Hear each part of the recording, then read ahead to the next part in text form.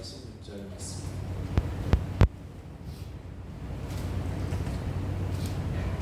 에스더 4장 14절에서 16절까지 말씀.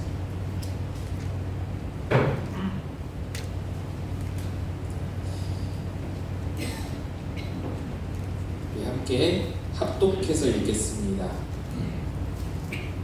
읽기를 시작합니다. 시작. 이때 내가 만일 잠잠하여 말이 없으면 유다인은 다른 데로 말미암아 노임과 구원을 얻으려니와 너와 내 아버지 집은 멸망하리라. 내가 왕후의 자리를 얻은 것이 이때를 위함이 아닌지 누가 알겠느냐 하니 에스더가 모르드게에게 화답하여 이르되 당신은 가서 수산에 있는 유다인을 다 모으고 나를 위하여 금식하되 밤낮 3일을 먹지도 말고 마시지도 마소서. 나도 나의 시녀와 더불어 이렇게 금식한 후에 규례를 어기고 왕에게 나아가리니 죽으면 죽으리라 하니라. 아멘. 할렐루야. 아멘 소리도 작으시고 저 뒤에 가서 앉으시고 제가 별로 안 좋으신지 어쩌신지 모르겠는데 할렐루야. 네. 오늘 수련회로 우리에게 너무나도 귀한 날 허락해 주셨습니다. 여러분들 은혜 받으실 준비가 다 되신 줄로 믿습니다. 우리 앞뒤좌우로 인사 한번 하겠습니다. 은혜 받으십시다. 은혜 받으십시다. 네, 감사합니다. 아니네요, 제가 잘못 알았네요. 여러분 표정이 너무 밝고 벌써 은혜가 충만하신 것 같네요. 조명이 좋은가? 네, 너무 예쁘시고 네, 너무 좋습니다. 우리 이번 수련의 주제가 뭐죠? 부르심입니다. 부르심. 기독교는 부르심의 종교입니다. 하나님이 부르셔서 우리가 이 땅에 태어나고 하나님 부르셔서 우리가 또 낙원에 이르게 됩니다. 하나님이 우리에게 생명을 주셨잖아요. 그래서 생명으로 우리를 부르셨는데 생명이라는 말에도 부르심이 들어가 있습니다. 생명은 날생자의 목숨명자잖아요. 날생 목숨명인데 목숨명자가 보시면 명령하다의 명자에 이 구자를 붙여서 그렇게 씁니다. 목숨명자가. 그러니까 목숨이 입으로 명령해서 목숨이 생긴 거예요. 그러니까 하나님이 우리에게 생명을 주셨다라는 것은 너 살라 라고 입으로 명령하셨다는 거예요. 너 태어나라. 날생의 목숨명, 명령명의 입구 다 합쳐지면 너 살아라 라고 명령하셔서 우리가 이 자리에 있다라는 것입니다. 우리의 생명은 하나님의 부르심입니다. 우리의 남과 태어남이 다 하나님의 부르심입니다. 여러분이 살아있다는 것 자체가, 숨쉬는 자체가 하나님 부르심입니다. 구원도 부르심입니다. 우리가 교회에 나오는 것, 예수가 믿어지는 것, 여러분 예수가 믿어지는 것 신기하고 놀라운 사건입니다. 우리는 이것을 은혜로 여겨야 돼요. 나를 부르신 귀중한 사건으로 알아야 돼요. 정말 교회를 다닐 수밖에 없는 귀중한 그런 환경 가운데 처했는데도 예수를 안 믿는 친구들이 너무 많아요. 어머니 아버지가 모태에서부터 기도하고 열심히 기도해서 그렇게 해서 태어난 제 친구들도 그 중에도 안 믿는 친구가 있어요. 아버지가 목사님인데도 강남에서 목회를 하시는데도 아이가 예수를 안 믿어요. 무신론자예요. 하나님이 없대요. 과학과 진화론과 그런 것들을 신봉하고 하나님이 없대요. 그 목사 아버지가 강남에서 큰 목회를 하시는데 그 목사 아버지가 얼마나 가슴이 찢어지겠어요. 평생 기도 제목이 물론 어린 시절 그 신앙들이 있어서 언젠가는 돌아오리라 우리가 믿음이 있지만 그 신앙을 갖는다는 것 자체가 하나님의 놀라우신 축복이고 부르심이다라는 것입니다. 구원도 부르심인데 여러분 교회가 헬라어로 무엇인가요? 교회. 에클레시아. 네, 너무 훌륭하시네요. 다들 아시는 것 같아요. 에클레시아입니다. 제가 이거를 잘 모르시면 퀴즈로 내려고 했는데 너무 잘하셔요. 다들 수준이 너무 높아서. 네. 에클레시아인데 에클레시아는 부름 받은 자들의 모임입니다. 네. 에클레시아 뜻이 이 칼레오라는 단어와 에크라는 단어가 합쳐져서 부름 받은 자들의 모임이다라는 것이에요. 또 우리를 구원으로 부르신 것이 다 부르심이라고 성경에 나와 있습니다. 로마서 1장 6절에 너희도 그들 중에서 예수 그리스도의 것으로 부르심을 받은 자니라. 고린도전서 1장 2절에 예수 안에서 거룩하여지고 성도라 부르심을 받은 자들. 이 구원이 부르심이에요. 하나님이 부르셔서 우리가 교회 안에 있다. 소명이란 말도 부르심이죠. 부를 소의 목숨 명자입니다. 내 삶을 주인의 명대로 살아가는 것, 내 주인의 뜻대로 살아가는 것, 그 부르심에 합당하게 살아가는 것이 소명입니다. 죽음도 부르심입니다. 여러분, 죽음은 어쩌다가 재수없어서 죽은 게 아닙니다. 어쩌다가 그냥 아이고 사고로 안타깝게 죽은 게 아닙니다. 죽음도 부르심입니다. 세상에서는 죽음을 뭐라고 말하죠? 별세, 영면 뭐 이런 말 쓰잖아요. 별세는요 기독교 용어 아닙니다. 우리는 이 세상을 이별하는 자가 아니고요, 이 세상에 다시 돌아올 자입니다. 예수님께서 재림하시는 날 새하늘과 새 땅이 열리면 이 세상으로 다시 돌아올 자들, 그러니까 잠시 떠나는 거지 영 이별하는 게 아닙니다. 영면도 마찬가지죠. 영면은 영원히 잠든다는 뜻인데 우리는 잠깐 잠을 들듯이 보이다가 부활하는 자들. 그래서 영면도 별세도 우리 기독교적 용어와는 잘 맞지 않아요. 그래서 우리가 쓰는 용어가 뭐예요? 소청, 하늘이 부르시다. 나 하늘로 돌아가리. 뭐 이 세상 소풍 끝나는 날 아름다웠다고 말하는 그런 시 있죠. 그게 소천이 이건 맞는지 잘 모르겠는데 어쨌든 하나님이 우리를 부르시는 거예요. 죽음은 부르십니다. 그래서 생명도, 나는 것도, 구원도, 소명도, 죽음도 다 부르십니다. 부르심은 한 번만 있는 게 아니에요. 부르심은 우리가 태어나서 끝날 때까지 하나님은 계속해서 우리를 부르시는 거예요. 부르심은 매일매일 우리 가운데 주어진 사건입니다. 근데 이 부르심에는, 하나님의 부르심에는 언제나 목적이 있습니다. 우리의 삶이 전체가 다 부르심으로 이루어져 있는데 그 부르심 하나하나, 작은 부르심 하나하나에도 다 목적이 있어요. 여러분 여기에 오신 것도 부르심이죠. 여기 오신 것도요, 굉장히 힘들게 어렵게 오신 분들도요, 다 따지고 보면 그 깊숙이 원인을 찾아 들어가 보면 하나님의 부르심에 여러분이 응답합니다. 하나님의 부르심에 여러분이 예스 하고 나온 거예요. 그러니까 이 자리에 있는 겁니다. 이게 어쨌든 그렇게 모든 부르심이 있는데 그 부르심에는 목적이 있다. 그 목적이 어떻게 있음을 우리가 성경을 통해서 알 수 있는데요, 성경도 부르심으로 시작해서 부르심으로 끝납니다. 책의 이야기가 모두가 다 아담을 부르시고 노아를 부르시고 모세를 부르시고 또 다윗을 부르시고 수많은 사람들을 부르시는 그 하나님의 그 모든 그 이야기가 성경의 이야기입니다. 요한계시록까지도 다, 요한계시록도 새하늘과 새 땅을 만드시고 있는 그 가운데로 부르시는 하나님의 음성입니다. 그래서 성경은 이거는 부르심의 책입니다. 부르심의 이야기입니다. 그래서 그 부르심을 보면 목적이 있는데요, 하나님은요 그냥 대충 적당히 그냥 허투루 사람들 부르시는 그런 분이 아니시잖아요. 그래서 하나님의 목적을 보면 그 목적에 여러 가지 목적이 있어요. 상황마다 다른 목적이 있고 부르심에 따른 목적이 있는데 제가 오늘 말씀드리고자 하는 것은 존재로의 부르심입니다. 정체성을 주시는, 정체성을 부여하시는 부르심입니다. 예를 들어서 베드로를 향해서 너 사랑나는 어부가 되라 라는 부르심, 그 부르심이잖아요. 정체성을 부여하시는, 새롭게 부여하시는 거예요. 아브라함을 아브라함, 열국의 아비라는 이름으로 부여하시는 거예요. 정체성을 새롭게 부여하시는 거예요. 야곱을 발 뒤꿈치 잡는 자의 이름을 이스라엘, 하나님과 겨루어 이긴 자라는 이름으로 바꿔주시는 건 정체성을 부여하시는 거예요. 넌 이제 이 정체성을 가지고 살라라는 거예요. 그래서 다 존재로의 부르심입니다. 어떤 존재로 만들어내시는 부르심입니다. 아담을 지으신 후에 아담이 숨었어요. 아담이 범죄하고 숨었죠. 그때 하나님이 아담을 찾으세요.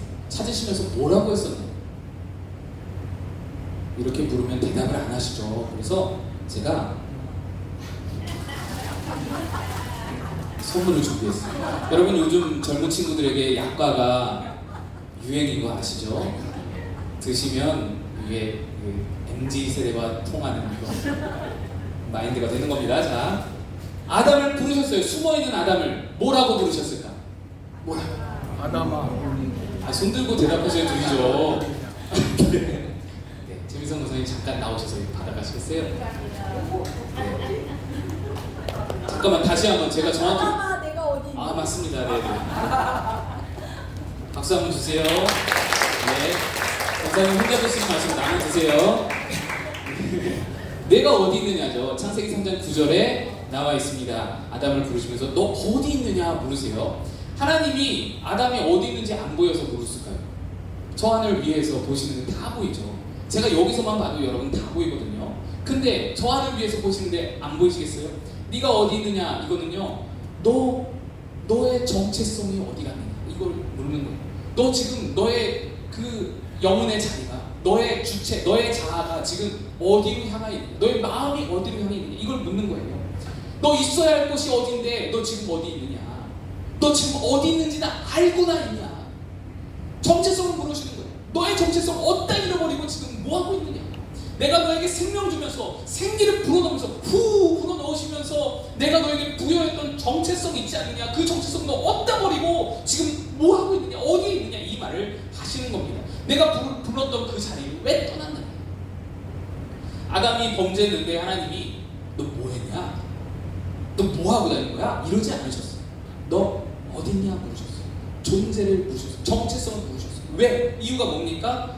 하나님은 아담을 행위로 부르시지 않고 존재로 부르셨기 때문에 존재로 서느냐 아니냐가 하나님 앞에 관심사인 거예요. 뭘 하느냐 말 안 하느냐가 보다 존재로 서느냐 안 서느냐. 여러분 그렇죠. 아담이 선악과를 따먹은 것은 하나님이 부여하신 존재를 이루면서 따먹은 겁니다.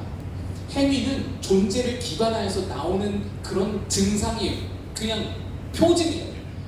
존재가 굳건하게 서 있으면 행위는 자연스럽게 하나님 경외함으로 따라오는 겁니다. 하나님은 아담을 행위로 부르지 않았어요. 너 이거 저거 하는 사람으로 부르지 않았어요. 역할로 부르지 않았어요. 기능으로 부르지 않았어요. 존재로 부르셨어요. 오늘 본문의 에스더서는 유대인들이 바벨론 포로에 잡혀간 뒤에 시간이 많이 흘러서 바벨론이 뒤집어 엎어졌어요. 바벨론이 멸망하고 페르시아가 이제 그 땅을 차지하면서 페르시아 고레스 왕이 어떻게 했어요? 다 이제 귀환하라, 다 돌아가서 성전 지어라 라고 했어요. 그래서 많은 유대인들이 다 돌아갔는데 여전히 페르시아에 남아있던 사람들의 이야기가 에스더서의 이야기입니다.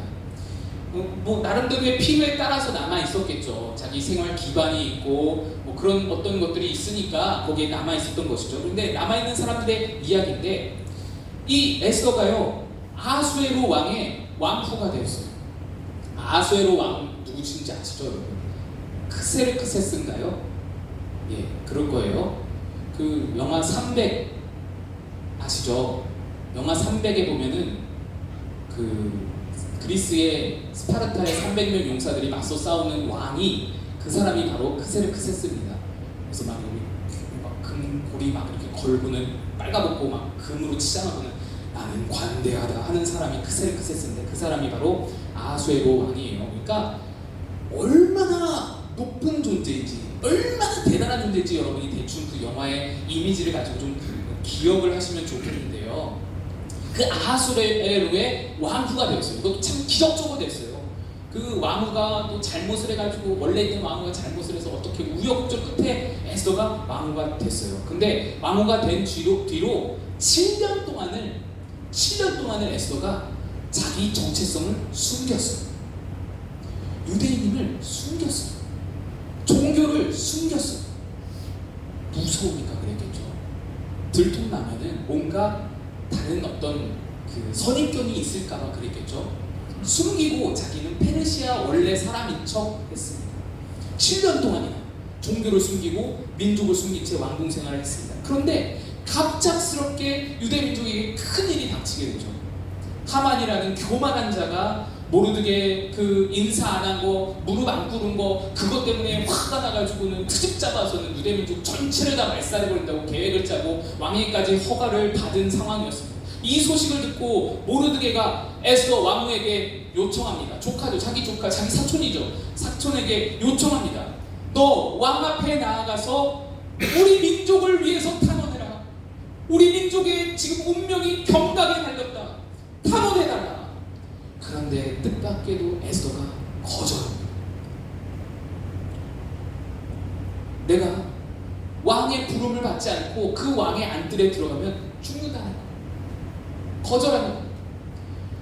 내가 들어갔을 때 왕의 기분이 정말 기가 막히게 좋아서 내가 들어왔을 때 왕이 금호를 내게 내어주어야만 그래야만 사는데 그럴 가능성이 너무너무너무 없는 것이 그 근거가 무엇이냐면 내가 지금 왕에게 30일 동안 부름받지 못했다.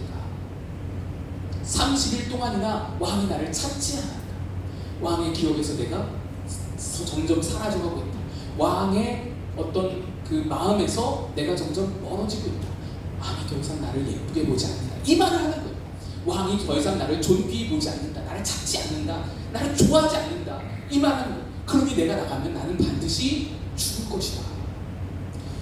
이때 모르드게가 아주 위험에 찬 이 에스더의 전곡을 찌르는 책망을 말을 합니다. 14절 말씀이 함께 한번 읽어보겠습니다. 함께 있습니다. 시작. 이때 내가 많이 잠잠하여 말이 없으면 유다인은 다른 데로 말미암아 노임과 구원을 얻으려니와 너와 내 아버지 집은 멸망하리라.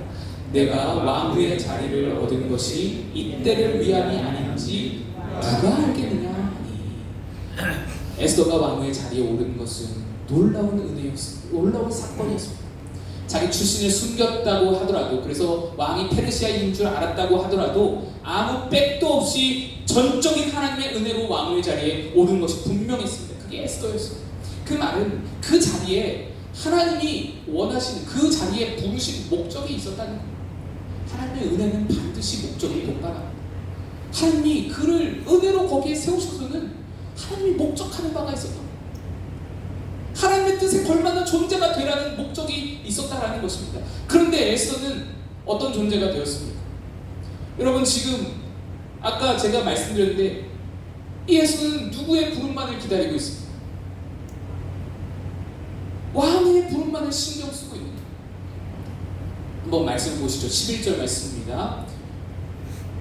왕의 신하들과 왕의 각 지방 백성이 다 알거니와 남녀를 막론하고 부름을 받지 아니하고 안뜰에 들어가서 왕에게 나가면 오직 죽이는 법이요 왕이 그 자에게 금규를 내밀어야 살 것이라. 이제 내가 부름을 입어 왕에게 나가지 못한 지가 이미 30일이라 하라. 에스더는 지금 30일 동안 왕의 부름을 기다리고 있습니다. 왕의 부름만 애타게 목 빠지게 기다리고 있습니다. 신경 쓰고 있는 겁니다. 왕후라는 자리가 하나님이 에스더를 그 자리에 불러서 세우셨던 것인데 하나님의 부르심을 기억하지 못하고 하나님이 부르실 때 부여하신 정체성을 지금 왕의 부름을 기다리는 그 마음이 이 정체성을 다 집어삼킨 겁니다. 왕의 부름이 하나님의 부르심을 집어삼켰습니다. 왕후라는 자리가 유대 민족의 정체성을 다 집어삼킨 겁니다. 내 유대 민족이 다 죽음을 멸절을 당하더라도 어쩔 수가 없습니다. 나가면 죽습니다. 이런 지경이 된 것입니다. 모르드게가 이때를 위함이 아닌지 누가 알겠느냐? 이 말은요, 모르드게의 이 말은 에스더의 정복을 찌르는 말입니다. 너의 정체를 기억하라. 너의 존재를 기억하라. 너는 왕의 아하수에로 왕, 그 대단한 왕의 부름을 기다리는 자가 아니라 하나님의 부르심을 이미 받은 자다. 너는 왕의 부름을 받아서 왕에게 인정받는 존재가 아니라 너는 이미 하나님의 존재로 인정을 받고 하나님께 부르심을 받은 자이다. 무엇을 더 기다려? 그 정체성을 지금 바라여야 할 때가 아니야. 너 어디에 있냐? 질책하라. 왕의 부름이라는 것은요, 사람의 평가를 의미합니다. 사람의 인정과 칭찬을 의미합니다. 왕이 에스더를 예뻐해야 그 예쁜 것이 생각나야 부르잖아요. 그 인정과 칭찬에 에스더가 목말라 있다. 여러분, 교육부에, 그것도 이제 유년부나 유치부 이런 친구들 교육부 봉사해 본 적이 있으신 분은 맥스 루케이도의 너는 특별하다라는 동화책 한 번쯤은, 그 애니메이션 한 번쯤은 아이들에게 보여주시면서 보신 적이 있을 겁니다. 화면을 띄워주시고요. 웬믹이라는 조그만 나무 마을이 있습니다. 나무 마을 사람들이 사는 곳이에요. 그게 이제 맥스 루케이도 목사님의 이제 동화인데 이야기인데 이 마을 사람들은 늘 가지고 다니는 것이 있어요. 꼭 이렇게 상자 하나를 가지고 다닙니다. 그러면서 그 상자에 있는 보면은 금빛 별표 스티커와 회색빛 점표 스티커를 늘 가지고 다닙니다. 그래서 누가 좀 잘생겼네? 우리 최성 목사님 잘생겼네? 하면 금빛 스티커를 이렇게 붙여줍니다. 그리고 좀 못생겼네? 뭐 이렇게 생겼어? 그러면 점표 회색 스티커를 붙여줍니다. 가다가 뭐 넘어지는 아이, 실수하는 친구, 뭐 말을 이렇게 더듬는 친구 있으면 점표 스티커를 붙여줍니다. 너 왜 이래? 너 이러지 마. 점표를 붙여줍니다. 그리고 노래를 잘 하고 그리고 멋지게 춤을 추고 뭔가 잘하는 친구가 있으면 금빛 스티커를 붙여줍니다. 금빛 스티커는 칭찬과 인정을 의미하죠. 점표 스티커는 비난을, 조롱을 의미합니다. 이 두 가지 스티커는 한번 붙으면 잘 떨어지질 않습니다. 한번 붙으면 찰싹 붙어 있습니다. 그런데 그래서 이런 마을이 이제 이루어져서 금빛 스티커 가득한 사람들은 매일 칭송을 받고 칭찬을 받고 점표 스티커 있는 사람들은 항상 위축되어 있고 이런데 펀치넬로라는 친구가 있어요. 펀치넬로라는 친구가 이 전 화면을 보여주시면 이 친구가 온몸에 점표 스티커가 다 붙어 있어요. 그래서 마을 사람들이 이 펀치넬로만 나타나면 무시하고 괄시하고 외면합니다. 그럴수록 펀치넬로는 또 이제 또 실수하고 또 위축되고 사람들이 또 눈치를 보면서 또 실수하고 그러면 또 점표가 늘어. 그러다가 이 친구가 루시라는 여자아이를 만나요. 근데 이 여자아이를 보니까 여러분 그림에도 보이시죠? 몸에 별표도 점표도 아무것도 붙어있지 않아요. 아무것도 없어요. 그래서 어떤 사람이 이 아이에게, 여자아이에게 점표를 너 실수했어 하고 점표를 붙여주려고 했는데 붙이자마자 떨어져 버립니다. 이 여자아이는 자기가 금표를 받지 못하는 것에 대해서 신경을 안 쓰고요. 점표를 받는 것에 대해서 신경을 안 씁니다. 전혀 신경을 안 씁니다. 그리고 붙이면 떨어집니다. 붙이면 떨어져요. 펀치넬로가 너무 신기해가지고 너 어떻게 그럴 수 있나? 그랬더니 이 여자애가 목수 엘리 아저씨를 만나고 나서부터 나 이렇게 됐다. 나 이렇게 아무렇지도 않게 됐다. 그래가지고 펀치넬로에게 목수 엘리 아저씨를 소개시켜줘서 그 아저씨를 데리고 갑니다. 점표가 잔뜩 붙은 모습으로 누군가 새롭게 만난다는 것이 너무 부끄러워가지고 엘리 아저씨 앞에 서가지고 막 잔뜩 위축이 돼가지고 그러고 있는데 그런 펀치넬로에게 엘리 아저씨가 말합니다. 펀치넬로야, 남들이 너를 어떻게 생각하느냐가 아니라 내가 널 어떻게 생각하느냐가 중요하다. 나는 너가 아주 특별하다고 생각해. 펀치넬로가 이해할 수가 없었어요. 내가 이렇게 점표가 이렇게 가득한데 뭐가 특별하냐? 그래서 아저씨한테 물어봅니다. 지금 뭐가 특별합니까? 엘리 아저씨가 말해요. 왜냐하면 내가 널 만들었기 때문이야. 그래서 너는 나에게 아주 특별한 존재란다. 나는 단 한 번도 좋지 않은 나무를 만들어 본 적이 없어. 실수한 적이 없어. 이 말이 펀치넬로 가슴에 팍 박혔어. 그 집으로 돌아가는 길에 그래, 그 말이 맞을지도 몰라. 그 생각이 드는 순간 등짝에 있던 펀치넬로의 점표 하나가 툭 떨어져요. 그런 이야기, 그 동화 이야기가 맥스 루케도의 너는 특별하다라는 얘기. 사람들은 웬믹마을 사람들처럼 인정과 칭찬을 갈구합니다.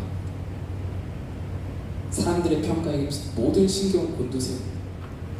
여러분 젊은 청년들 인스타그램이라고 여러분 아시죠? 젊은 청년들 많이 쓰는 인스타그램 거기에 푹 빠져있어요. 얼마나 많이 빠져있는지. 화장이 좀 잘 되잖아요. 여러분 그런 날 있잖아요. 화장이 오늘 어머나 화장이 이렇게 잘 받지? 그런 날은요 꼭 사진을 딱 찍어가지고 인스타그램에 빨리 업로드를 해야 돼. 이거를 보여줘야 돼. 이거를 자랑을 해야 돼. 그래서 딱 찍어서 올려요.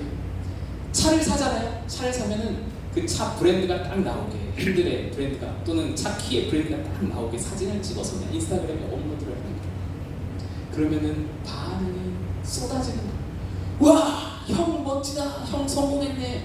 야, 이 자식도 성공했네. 성공하면 다 형이야. 밥 사. 형 밥 사줘. 뭐 이렇게 엄청난 댓글이 막 쏟아집니다.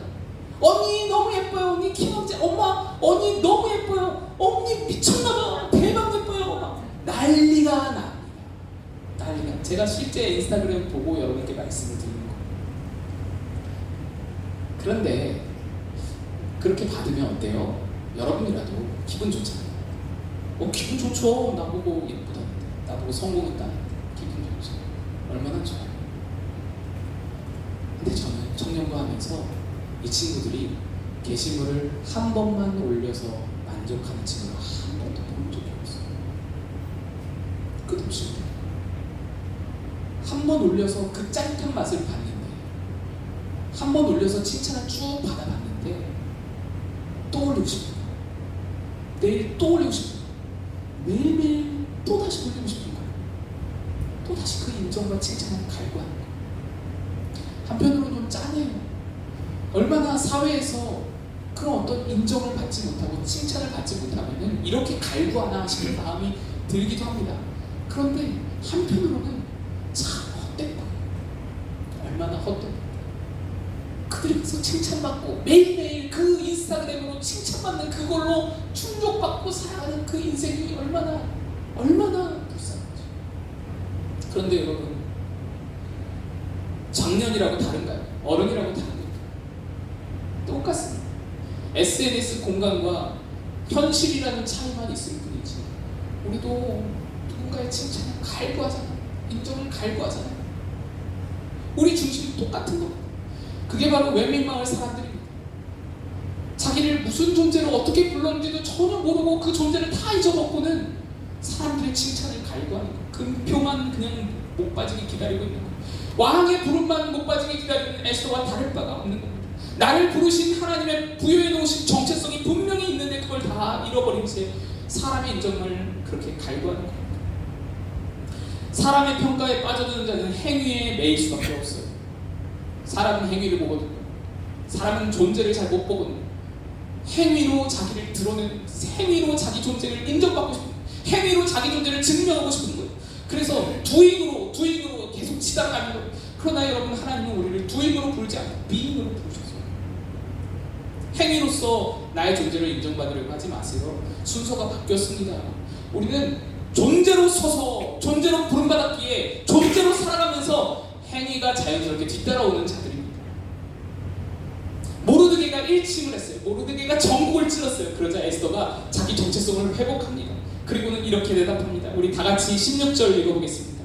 시작. 당신은 가서 수산에 있는 유대인을 다 모으고 나를 위하여 금식하되 밤낮 3일 먹지도 말고 마시지도 마소서. 나도 나의 시녀와 더불어 이렇게 금식한 후에 규례를 어기고 왕에게 나아가리니 죽으면 죽으리이다. 왕의 부름을 기다릴 때에는 죽는 것이 두려워서 조심하고 행동을 조심하고 그랬던 에스더인데, 하나님의 부르심을 깨닫고 나니 죽음을 두려워하지 않고 내 존재에 걸맞는 행동을, 그 존재에 맞게 합당한 행동을 할 수 있게 되는 거예요. 왜냐? 나는 이제 영원하신 하나님 앞에 귀중한 존재, 부름받은 존재니까, 택함받은 존재니까요. 그가 피로 값주고 사신 가치 있는 존재로 확인이 됐으니까요. 사람의 평가가 두렵지 않아요. 왕의 부름이라도, 왕의 평가라도 두렵지가 않은 거예요. 오직 날 부르신 하나님 앞에 내가 어떤 존재로 서 있느냐만 신경 쓰며 사는 거예요. 여러분, 진짜로 사는 자는 절대로 사람의 평가와 사람의 그 가치 매김에 두려워하지 않습니다.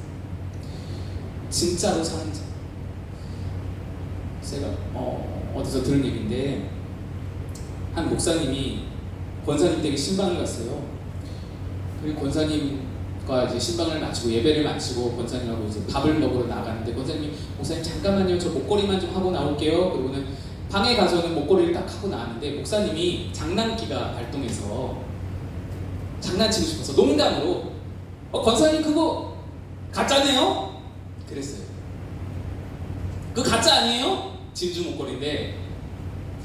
여러분, 이 목사님 계속 목회할 수 있을까요? 그런 말 하면 안 되잖아요. 아니 가짜면 아무튼 진짜든 가짜든 그런 말은 하면 안 되잖아요. 근데 목사님도 순간 깨달은 거예요. 어머, 내가 뭔 말을 한 거야? 내가 미쳤지? 깨달은 거예요. 분위기가 갑자기 싸늘해진 거예요. 어떡하냐? 이 권사님 상처받았으면 어떡하냐? 이거 가짜 맞나 보다. 큰일이다. 이 목사님이 막 심장이 벌렁벌렁거리고 그렇게 두근두근 거리고 이걸 어떻게 수습하지 막 머리를 굴리고 있는 상황 가운데 갑자기 이 권사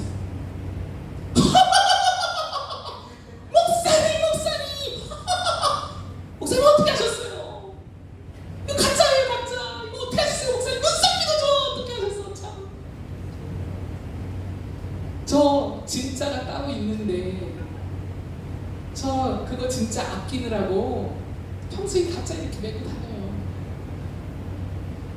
여러분 진짜가 있는 사람은 상처받지 않아요. 그렇죠. 진짜가 있는 사람은 내가 뭘 했다고 평가하고 나를 지적하고 나를 비난해도 그거에 상처받지 않아요. 아무렇지 않아요. 나도 진짜가 있으니까. 네가 몰라서 그렇지. 우리의 진짜 존재, 하나님이 나를 부르신 진짜 존재가 있는 사람은요, 사람의 평가와 인정에 그렇게 크게 휘둘리지 않아요.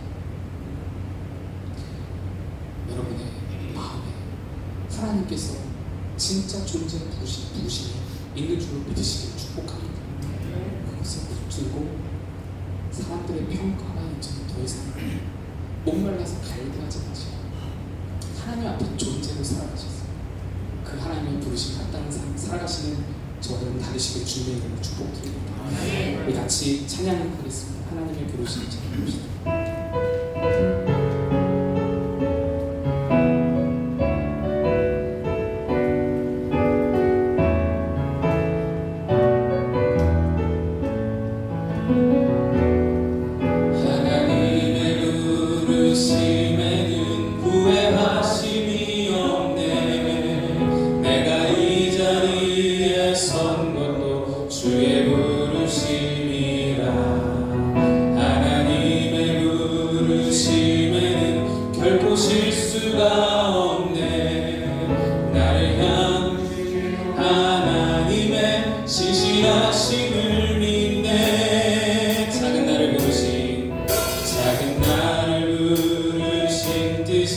나는 알 수 없지만 오직 감사와 순종으로 주의 길을 가리라. 때론 내가 연약해져도 날 도우시니 주의 놀라운 그 계획을 나는 믿으며 살리. 날 부르신 내 생각보다 크고 날 향한 계획 날 지혜로 측량 못하나. 가장 좋은 길로 가장 안전한 길로 오늘도 날 이끄시니 날 부르신 내 생각보다 크고 날 향한 계획 날 지혜로 측량 못하나. 가장 좋은 길로 가장 안전한 길로 오늘 날 이끄시니. 우리 같이 기도하겠습니다. 하나님 나를 그 특별한 존재로 불러주시니 감사합니다. 하나님의 부르심에 합당한 삶 살아가게 하여 주옵소서. 내 행위로 아둥바둥하는 삶이 아니라 하나님께서 나를 존재로 부르신 것을 기억하고 그 존재에 합당한 행위를 해나가는 자 되게 하여 주옵소서. 우리 함께 같이 기도하면서 오늘 수련회 하나님께서 크신 은혜 주실 줄로 믿습니다. 은혜 풀어 주시옵소서. 기도하며 나아가겠습니다. 아버지 하나님 우리에게 크신 은혜를 보셔서 이 수련회를 허락하여 주시니 감사합니다. 아버지 하나님 이 수련회를 통하여서 우리에게 하나님 아버지 크신 은혜를 아버지 하나님 무너지기를 소원합니다. 나를 존재로 부르시나 나를 행위자가 아닌 존재로 부르시나 아버지 하나님 그 정체성을 내 안에 회복하여 주시고 내게 말씀하여 주시고 그 정체성을 인하여 그 존재로 인하여서 내 모든 삶의 기도 하나님 아버지 내가 어떤 존재인지 기억하고 내가 어떤 존재인지 무엇을 가졌는지 내가 어떤 진짜인지를 회복하고 기억하고 그리하여서 하나님 앞에 온전히 서서 하나님 앞에 존재답게 하나님 내게 보여하신 그 정체성답게 하나님 행하는 자